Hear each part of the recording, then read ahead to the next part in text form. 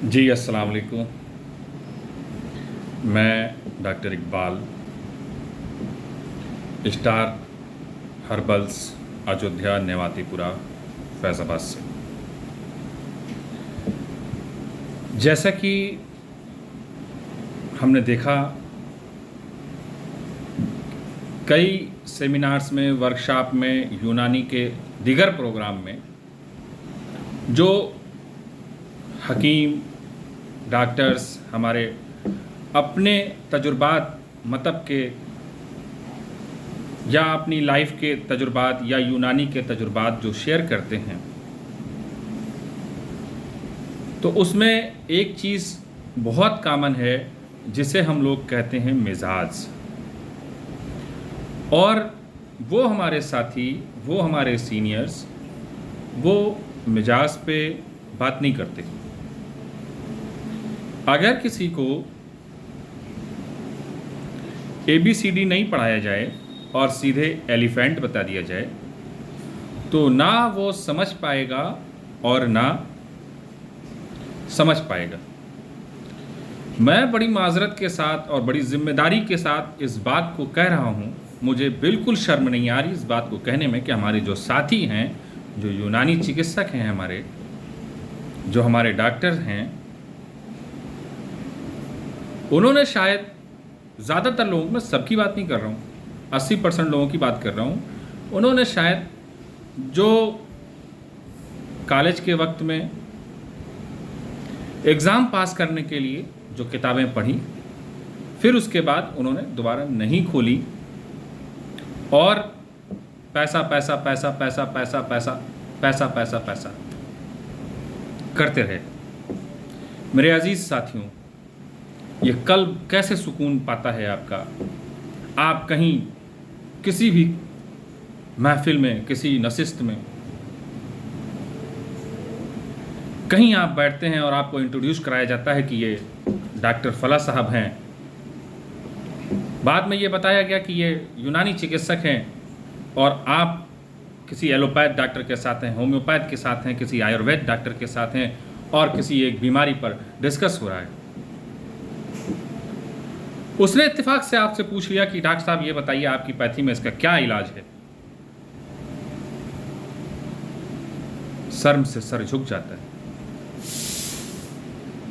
और खुद भी अगर ना भी पूछा जाए, अपने कल्ब पे हाथ रखिए, रात में बिस्तर पे आप सोइए तो खुद से ये सवाल जवाब करिए, क्या मैं डॉक्टर बन गया हूँ?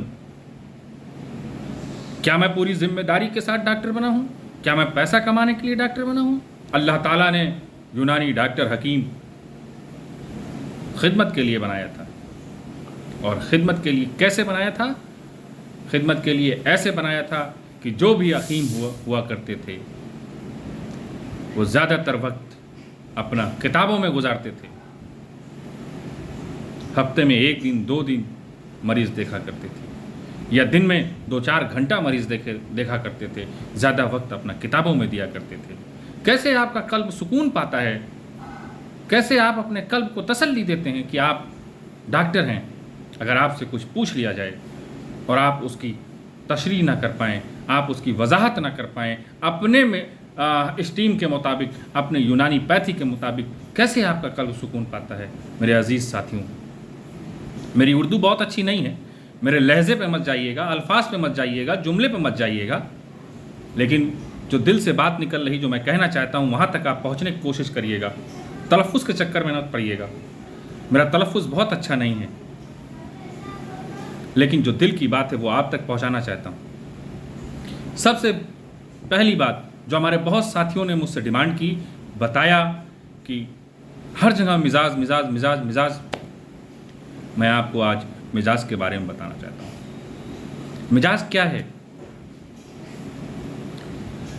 उस नई कैफियत का नाम है मिजाज की तारीफ।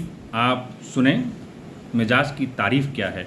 उस नई कैफियत का नाम है जो अनासिर मुरक्कब में मिलने के बाद जो कैफियत हासिल होती है उसे मिजाज कहते हैं। यानी अनासिर के मिलने के बाद मुरक्कब में जो नई कैफियत हासिल हुई उसे मिजाज कहते हैं। जैसे नमक, चीनी और पानी। नमक पानी पहले से है, उसमें हमने चीनी डाल दी, तो ये मुरक्कब था। नमक और पानी का मुरक्कब था, उसमें हमने एक उंसुर चीनी डाली। अब उसका मिजाज चेंज हुआ, अब उसको जो नया मिजाज बना उसे मिजाज कहते हैं। ये मैंने आपको समझाने के लिए बताया, आप इससे समझ सकें, ताकि कि अनासिर में मिलने के बाद मुरक्कब में जो नई कैफियत पैदा होती है उसे मिजाज कहते हैं।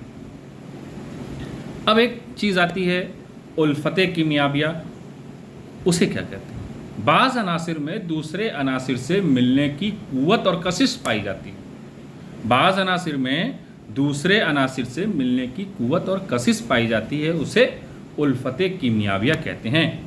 अब एक टर्म आता है नफ़रत कीमियाबिया, इसका जस्ट बरक्स है। बाज़ अनासिर में दूसरे अनासिर से मिलने की कुव्वत और कशिश नहीं पाई जाती है, इसे नफ़रत कीमियाबिया कहते हैं। अब एक टर्म आता है इम्ताज़ सादा, इम्ताज़ हकीकी। दो या दो से ज़्यादा अनासिर जब आपस में मिलते हैं, इम्ताज़ सादा की तारीफ़ सुना रहा हूँ मैं आपको, बहुत गौर से सुनिएगा कि इम्ताज़ सादा क्या है। जब दो या दो से ज़्यादा अनासिर आपस में मिलते हैं और उनके मतलूबा फ़ाल व ख़वास बदस्तूर कायम रहें, बदस्तूर कायम रहें। जब दो या दो से ज़्यादा अनासिर आपस में इस तरह मिल जाएं कि उनकी कैफियत और उनकी खासियत पहले की तरह ही कायम रहे, उसे इम्ताज़ सादा कहते हैं। अब इसका एग्ज़ाम्पल हम लेते हैं चीनी और पानी से। जब चीनी और पानी हम एक साथ मिला लेते हैं तो शक्कर की भी लज्जत मिलती है, पानी की भी लज्जत मिलती है, इसको इम्ताज़ सादा कहते हैं। और इम्ताज़ हकीकी क्या है? जब दो या दो से ज़्यादा अनासिर इस तरह मिलते हैं कि उनकी पहले की कैफियत और ख़ासियत बदस्तूर कायम नहीं रहती, वो बदल जाती है, उसे इम्ताज़ हकीकी कहते हैं। इसका एग्ज़ाम्पल आप सुने। जो ग़िज़ा हम खाते हैं, उस ग़िज़ा के खाने से मुख्तलिफ़ तरह के खून, बलगम, सफ़रा, सौदा, मनी, हार्मोन्स, तमाम चीज़ें पैदा होती हैं। उसको, उस पैदा हुई नई चीज़ को इम्ताज़ हकीकी कहते हैं। मेरे ख्याल से आपको यहाँ तक समझ में आ गया।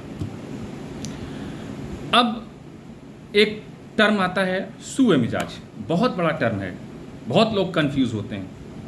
मेरे जो साथी रेगुलर किताब की टच में रहते हैं वो ज़रूर जानेंगे। सूए मिजाज, सू मिजाज, सू के माने बिगड़ जाना और मिजाज के माने मिजाज का बिगड़ जाना।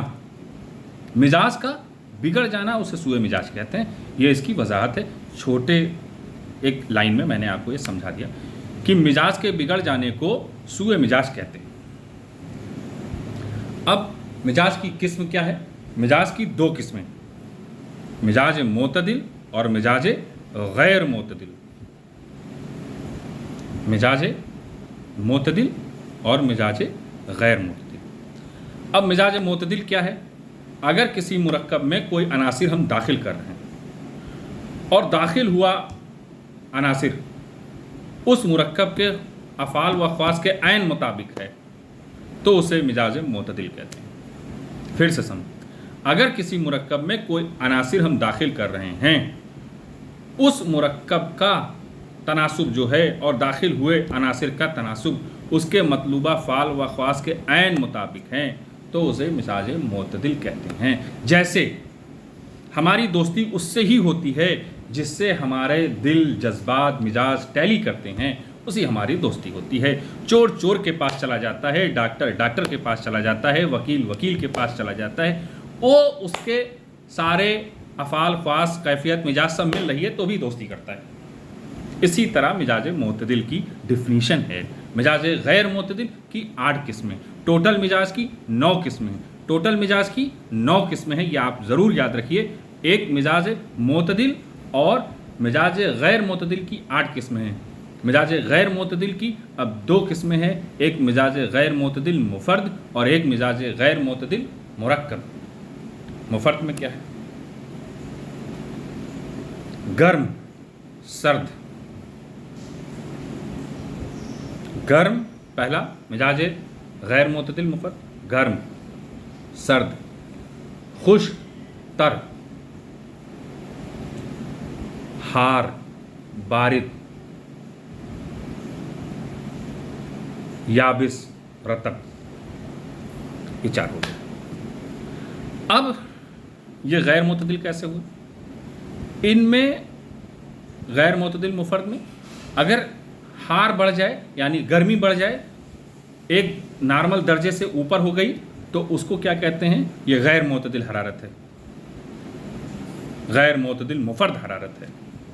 अगर ठंडक बढ़ गई यानी किसी ठंडे मुल्क में हम चले गए, वहाँ ठंडक लग गई हमको, तो एक दर्जे से ज़्यादा हमारी बॉडी नीचे आ गई, हाइपोथर्मिया में आ गई, तो उसको हम कहते हैं ये। अब मिजाज गैर मुतदिल मुरक्कब, जैसे गर्मी और खुश्की दोनों का एक साथ बढ़ जाना, गर्मी और तरी का एक साथ बढ़ जाना, सर्दी और खुश्की का एक साथ बढ़ जाना, सर्दी और तरी का एक साथ बढ़ जाना, ये हो गए। अब एक बात हम आपसे ये शेयर कर दें कि एक लफ्ज़ है जो तिब में बहुत यूज़ होता है और उसको क्लियर करना बहुत ज़रूरी चीज़ है कि हरारत गरीज़िया क्या चीज़ है। हरारत गरीज़िया क्या चीज़ है? इंसान और हैवान में जो तबई हरारत पाई जाती है, जो नॉर्मल हरारत पाई जाती है, उसे हरारत गरीज़िया कहते हैं। इंसान और हैवान में जो तबान हरारत पाई जाती है उसे हरारत गरीज़िया कहते हैं।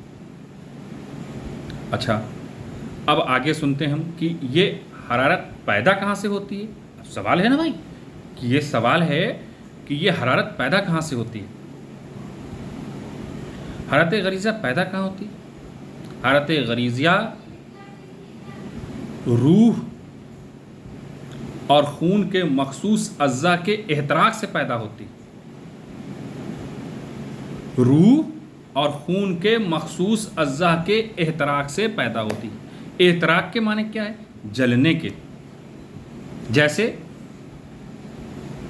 पहले के ज़माने में आपस में 2 पत्थर को रगड़कर आग पैदा की जाती थी, इसी तरह खून, रूह और खून के मखसूस अज़्ज़ा जब आपस में रगड़ते हैं तो रूह पैदा होती है। अब रूह क्या चीज़ है? रूह कहाँ से आती है? रूह हमको सांस लेने से मिलती है। जब हम इंस्पायरेशन की क्रिया को करते हैं तो उससे हमें रूह हासिल होती है। अब ये खून के मखसूस अज़्ज़ा ये ग़िज़ा से हासिल होते हैं। ग़िज़ा से खून के मखसूस अज़्ज़ा हासिल होते हैं और इसके जलने का काम ग़िज़ा करती है। इसको जलने को वक़ूदा, ईंधन को कहते हैं। वक़ूदा माने ईंधन। अब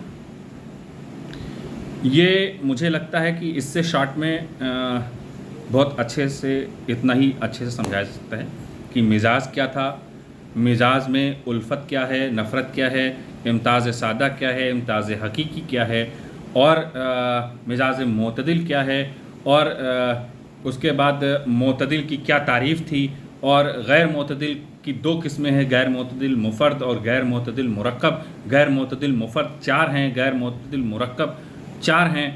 उसके बाद मैंने आपको ये बताया कि ये क्या है, क्या कहते हैं कि आपका हरारत क्या है। तो ये एक मिजाज की डिफिनीशन, उसके टाइप्स और सारी चीज़ें मैंने आपको ये बता दी। और इंशाअल्लाह मैं आप सभी लोगों से गुजारिश करता हूँ कि जो लोग जो जानते हों, फैज़ाबाद के लोग या एतराफ़ के लोग, वो इस तरह की वीडियो बनाएं, डालें, ताकि लोगों को यूनानी को आम करने का एक शौक़ पैदा हो और दूसरे आपकी वीडियो से कुछ सीख सकें। अल्लाह ताला हमें और आपको सीखने की और सिखाने की, तालीम देने की और तालीम सीखने की अल्लाह ताला से ये हमारी दुआ है कि हम लोगों को सीखने और सिखाने का जज्बा अता फरमाए और तिब की खिदमत करने का मौका अता फरमाए। आमीन। अस्सलाम वालेकुम।